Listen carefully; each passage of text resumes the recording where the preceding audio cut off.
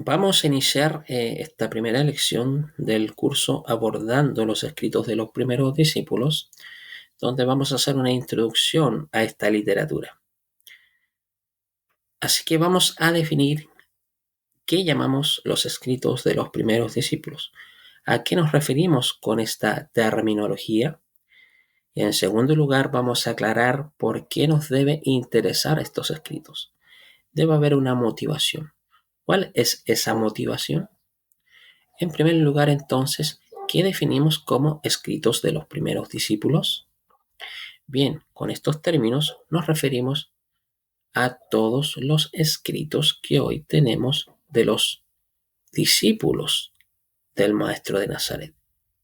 Los podemos categorizar así porque existe evidencia para ello. Encontramos que se ha registrado no solamente las palabras, enseñanzas, biografía de ellos y de Yeshua de Nazaret, sino también las enseñanzas de sus primeros discípulos. Yo sé que sin duda alguna alguien diría, ¿por qué no llaman a estos escritos de los primeros discípulos como el mundo occidental los conoce? Como popularmente se conocen, es decir, como Nuevo Testamento, o en su término hebreo, Brit Hadasha, Nueva Alianza, etc. ¿Por qué le llamamos los escritos de los primeros discípulos? Lo hacemos porque si queremos ser leales a la verdad, es decir, ser honestos, debemos de definirlas y llamarlas tal y como son, o sea, identificar dichos escritos tal y como sus autores lo hicieron. No imponerle un término, una definición que fue desconocida por los escritores originales. La definición que se usa dentro del movimiento mesiánico y judío mesiánico o raíces hebreas es una traducción del título, la mención que el cristianismo le dio a estos documentos. En español, Nuevo Testamento. Es la traducción al hebreo de Brit Hadashah. El hecho de que el cristianismo haya tomado esta serie de escritos judíos, que obviamente preceden a la fundación del cristianismo, y las adjunten todos estos escritos judíos, escritos en griego, obviamente, bajo una misma cobertura y le den el título de la portada Nuevo Testamento, significa que esta es la opinión que tiene el cristianismo en referencia a estos documentos. La definición de Nuevo Testamento surge para crear un contraste entre un supuesto Antiguo Testamento, es decir, el título que el cristianismo, la religión cristiana, le da a estos escritos. Tienen un objetivo, tienen intereses muy particulares. Estos intereses están sujetos a la teología cristiana, para lo cual Jesús trajo una nueva ley que contrasta la ley de Moisés. Por lo tanto, todo lo que Israel conoció antes de Jesús es lo antiguo, y lo que vino a existir, a conocer el mundo después con Jesús, es lo nuevo. Esa es parte de la teología cristiana, y ahí está entonces basado el título de la portada en el mundo occidental, donde se recopilan los 27 libros, entre ellos correspondencias o cartas, si queremos decir, libros, y que conocemos con el nombre de Nuevo Testamento. Pero en realidad, estimados, esta no es la identidad de dichos escritos, porque nunca los autores lo identifican así en sus documentos, como un Nuevo Testamento, como una Brit Hadashah, un pacto renovado. En ningún lugar encontramos que algunos de los autores diga estoy escribiendo para que mi libro sea incluido o para que mi correspondencia sea incluida en estos tomos que llevan por título Nuevo Testamento. No, esto no existe, es una idea que surgió posterior a los escritos mismos. Así que continuar identificando estos escritos como Nuevo Testamento, Nuevo Pacto o Pacto Renovado es en realidad perpetuar la percepción cristiana teológica sobre dichos escritos. No es perpetuar la identidad propia. No es respetar la identidad con la cual sus autores originales escribieron. La intención que tuvieron al escribir, repito, escritos que preceden al inicio del cristianismo, y lo mismo sucede con los escritos que el mundo occidental conoce bajo el título Antiguo Testamento. El hecho de que el cristianismo identifique estos escritos bajo el título de Antiguo Testamento, por supuesto, no significa nada más y nada menos que la opinión del cristianismo respecto a lo que los judíos llaman el Tanaj, la Biblia hebrea como se conoce comúnmente, o lo que conocemos nosotros que estudiamos esta literatura de una forma académica, de una forma más apegada al contexto de esta literatura, o sea, le llamamos el Tanaj, ¿ya? Que es un acróstico de Torah, Nevi'im y Ketuvim, o sea, la Torah, los profetas y los escritos. Entonces, estos escritos de los primeros discípulos, sus autores, ya no lo hicieron bajo ese concepto de Nuevo Testamento, ¿ya? Vamos a ver que en realidad, estimados, los escritos que conocemos como Nuevo Testamento comúnmente son, como sabemos hoy, sabemos que son cartas, que son libros, ¿cierto? De discípulos del Maestro de Nazaret, que transmiten acerca del Maestro de Nazaret, ¿cierto? Y sus discípulos, tanto sus enseñanzas, sus obras, etc. ¿Ah? O sea, en otras palabras, encontramos las enseñanzas de un rabino judío y sus discípulos. Esta es su propia identidad y por ello que nosotros le llamamos escrito de los primeros discípulos, en hebreo Kitbet Talmidim Rishonim o en su acróstico Kedar. Entonces, concebir estos escritos como inspirados es otro legado teológico del cristianismo, lo cual no hace justicia a dichos escritos. Si queremos valorar realmente desde un punto de vista histórico, respetando la voluntad de los autores, entonces tenemos que concebir los documentos tal como sus autores lo concibieron. Muchas personas cuando decimos esto acerca de esta literatura, por ejemplo, que decimos que no son inspirados, nos atacan y nos dicen, bueno, ustedes realmente no creen en ellos, porque es palabra de Dios, es inspiración de Dios. Ustedes los desprecian y la realidad, estimados, que es todo lo opuesto. Los apreciamos más que al mundo cristiano, porque valoramos los documentos tal y como los autores quisieron que fuesen valorados.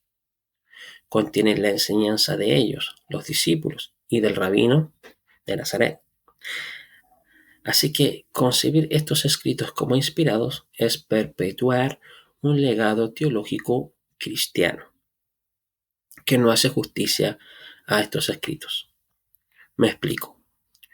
Cuando el cristianismo define que en sus escritos es inspirado, lo hace como queriendo decir que Dios influenció divinamente al autor de tal manera que lo que esta persona escribió fue la misma palabra de Dios, es decir, como un dictado. Esta definición de escrito inspirado claramente no le aplica a los escritos de los primeros discípulos, por una razón muy simple. ¿Cuál es esa razón?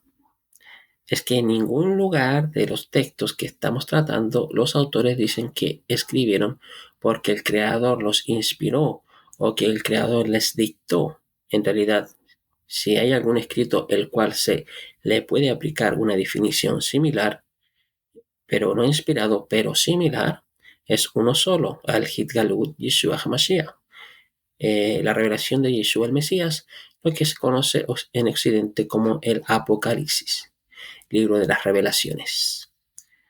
Porque ahí Yohanan, o sea, Juan, afirma que su escrito está basado en una visión divina, pero no es un dictado, sino es una visión, de manera que cuando alguien percibe estos escritos como Nuevo Testamento, Nuevo Pacto, Brit Hadashah o Pacto Renovado, o se refiere a ellos como literatura cristiana sagrada o literatura inspirada por Dios, ya usted puede tener un conocimiento de cuál es la teología que maneja dicha persona, por lo cual usted está conversando con esa persona, ya sabe cuáles son sus conceptos sobre estos documentos y entonces va a tener un diálogo más productivo con esa persona.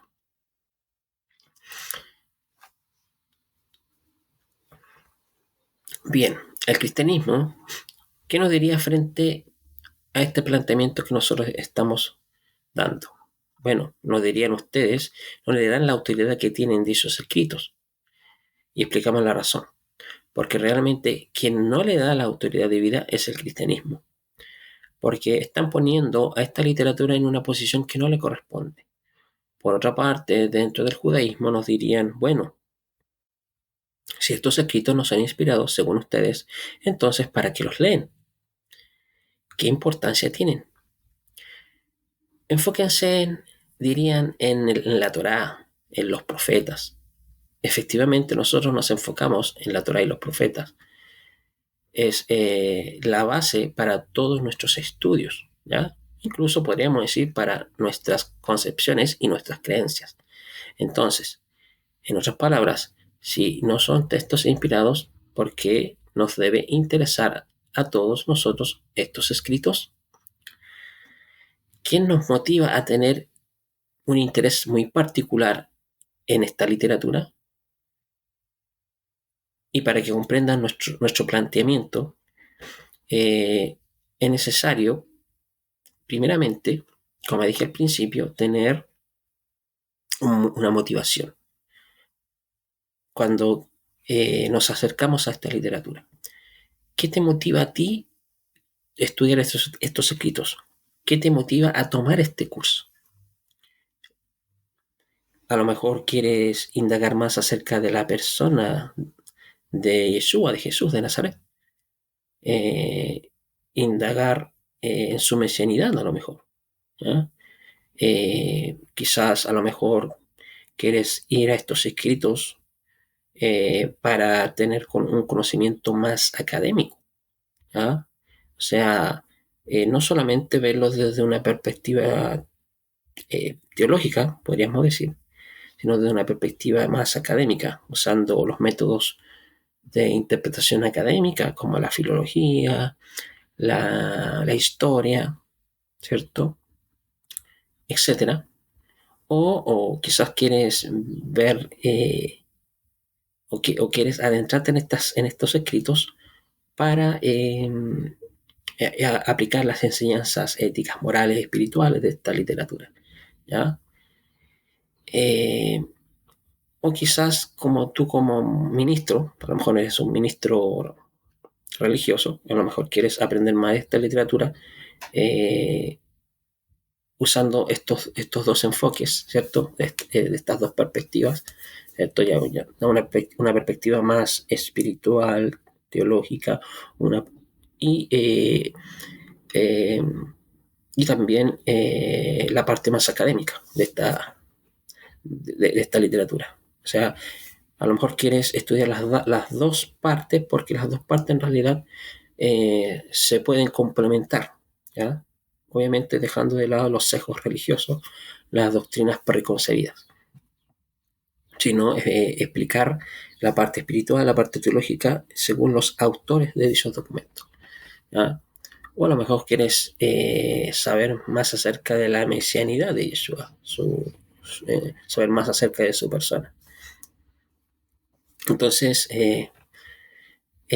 Para comprender este planteamiento, ya que les estoy transmitiendo, eh, esto va dirigido para aquellos que quieren saber más acerca de la persona del maestro de Nazaret, saber más acerca de quién era el Mesías, porque sus discípulos en el primer siglo lo proclamaron como el Mesías. ¿Ya?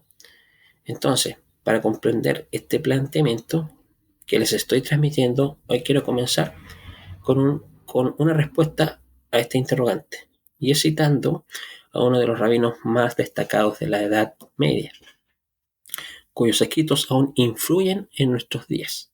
Y me refiero a nada más y nada menos que al Rab Moshe ben Maimón, más conocido como el Maimónides o el Rambam, quien dijo: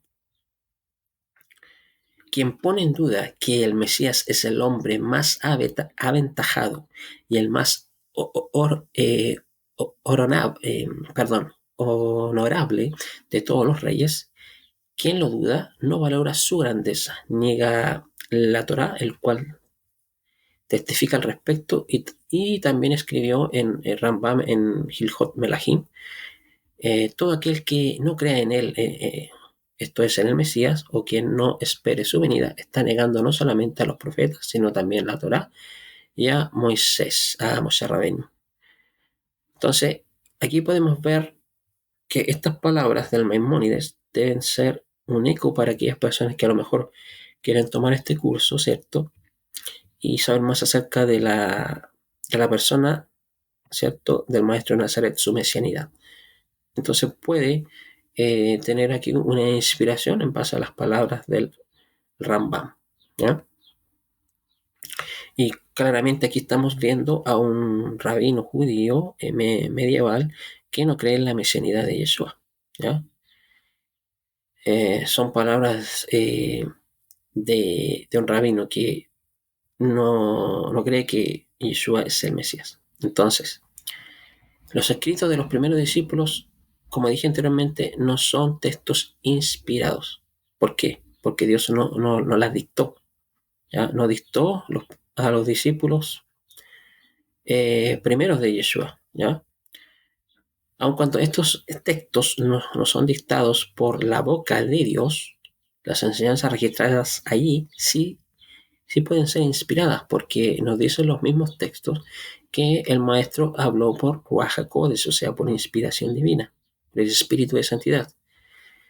Entonces, si aquel que estudia esta literatura y aquel que va a tomar este curso eh, cree de que Yeshua es el Mesías, ¿cierto? Y quiere indagar más acerca de su persona, entonces debe creer lo que los profetas dijeron acerca del Mesías, ¿ya? Debe creer en lo que Moisés dijo y escribió con respecto al Mesías. Tanto el rabino como sus discípulos enseñaron bajo influencia divina, ¿ya? Y muchas de sus enseñanzas fueron registradas en los documentos que hoy conocemos como escritos de los primeros discípulos, o en el mundo occidental conocido como Nuevo Testamento.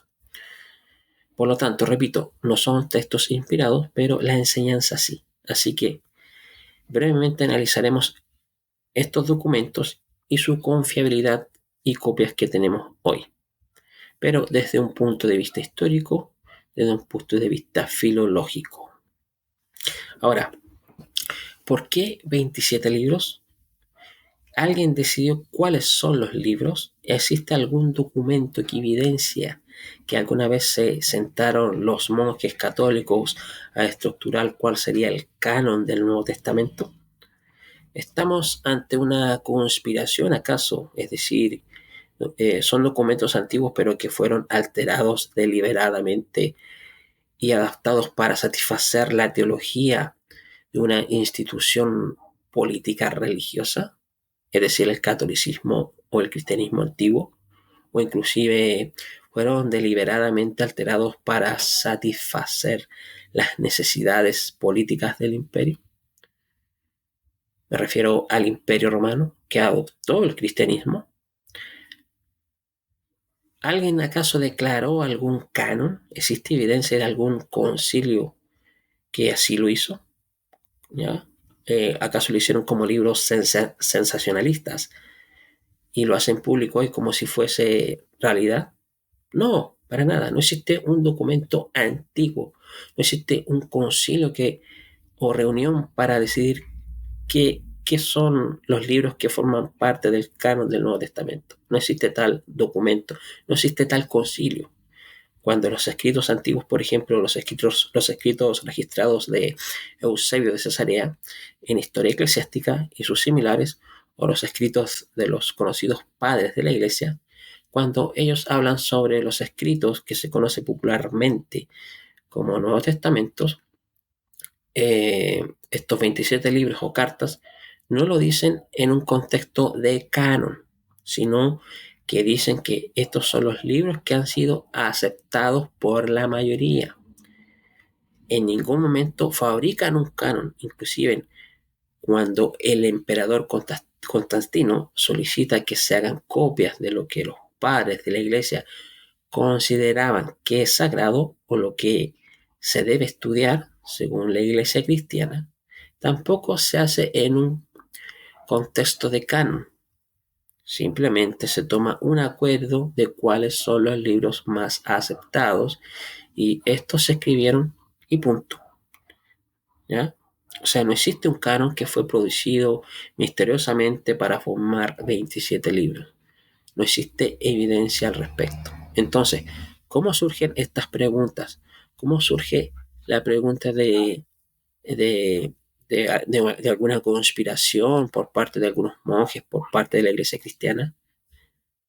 ¿Podemos confiar en los escritos de los primeros discípulos?